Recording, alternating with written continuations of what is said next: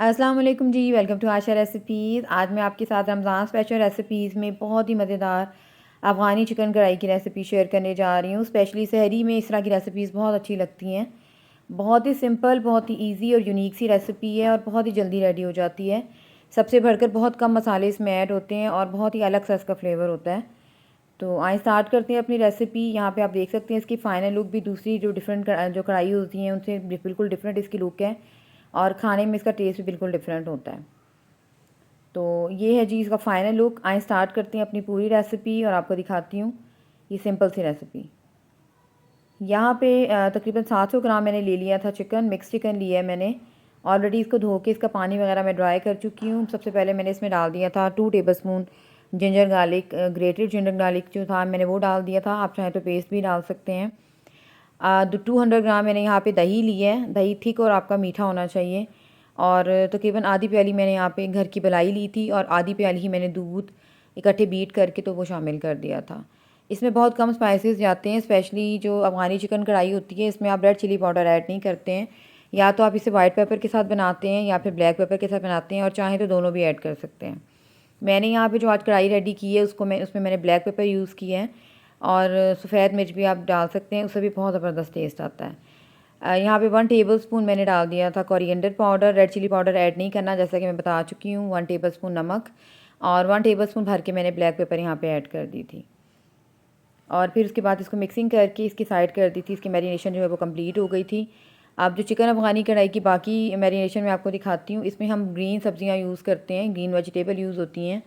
तो उसके हिसाब से मैंने आधी गड्डी यहाँ पे धनिया लिया है, 1/4 गड्डी मैंने पुदीना लिया है, 2 बड़ी साइज़ की मैंने हरी मिर्चें ली थी, 1 मीडियम साइज़ का प्याज लिया है और 1 मैंने कैप्सिकम भी यूज़ की है छोटे साइज़ की।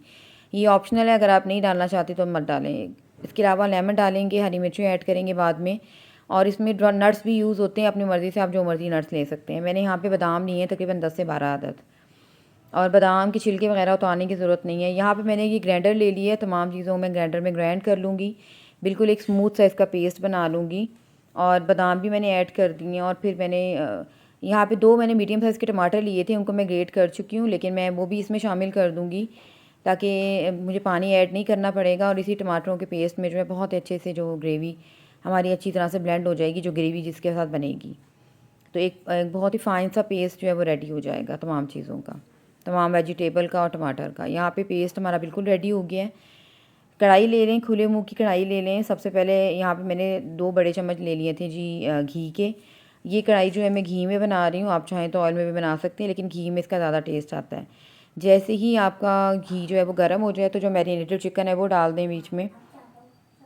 मैरिनेटेड चिकन को आपने जो है जैसे ही डालेंगे आपने इसको लिड नहीं देनी है, इसको वैसे ही पकने देना है। तकरीबन 15 टू 20 मिनट्स में आप देखेंगे कि दही का जो पानी है वो ड्राई होना शुरू हो गया है और काफ़ी हद तक जो है वो ड्राई हो गया है। आफ्टर 15 मिनट्स कुछ इस तरह से लुक आई थी, पानी ड्राई होता जा रहा था दही का। और जो है इसको हमने और ड्राई भी करना है।